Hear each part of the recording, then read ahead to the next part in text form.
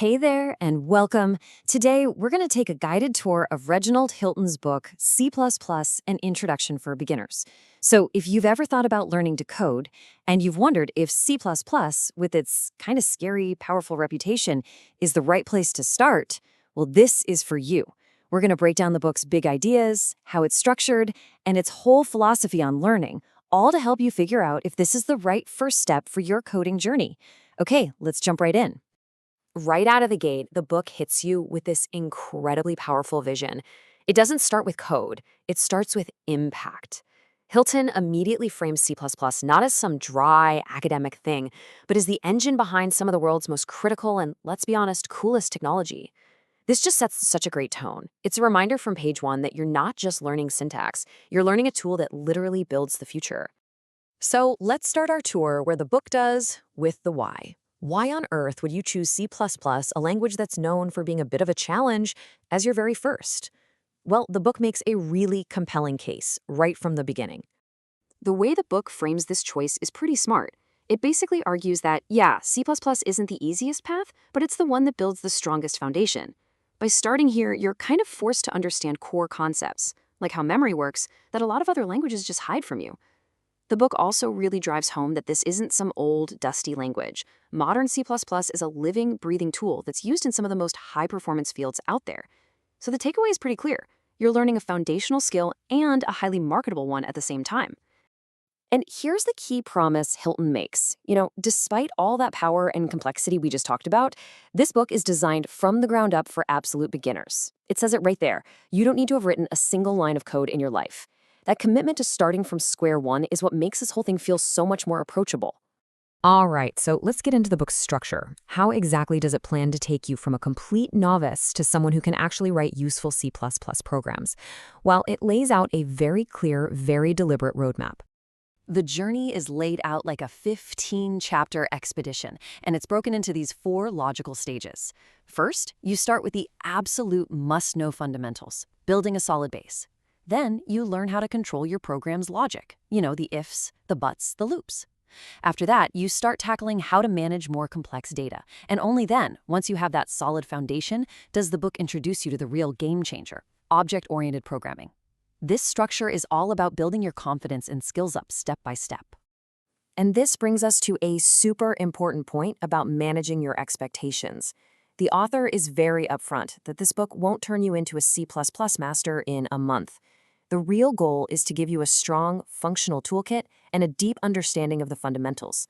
And honestly, that's way more valuable for a beginner. Now, I want to zoom in on what the book calls out as a major turning point in your learning. Around chapter 11, it's not just about learning new syntax anymore. It's about learning a completely new way to think about building software. The book explains this with a fantastic analogy.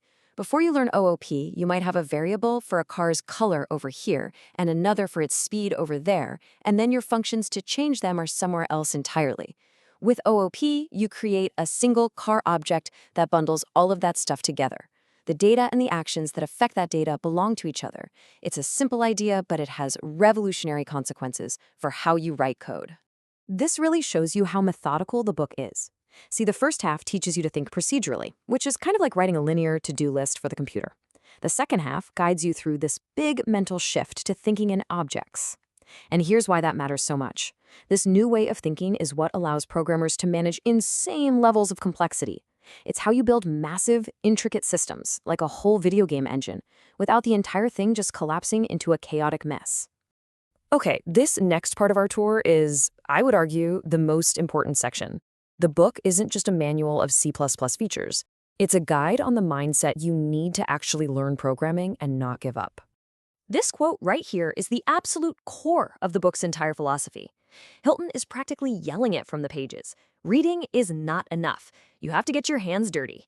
Programming is a performance art, and this book is designed to be your sheet music and your coach, not just a program you watch from the stands. And here's the practical advice that comes from that philosophy. A clear set of rules for success. Typing the code yourself builds muscle memory. Tinkering with it, breaking it, and fixing it builds real understanding.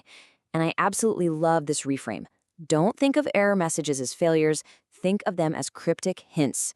I mean, that mindset shift alone is so critical for any new programmer. It's just fantastic advice. Something I really, really appreciate is how honest the book is. It doesn't sugarcoat anything. It tells you straight up that you are going to get frustrated.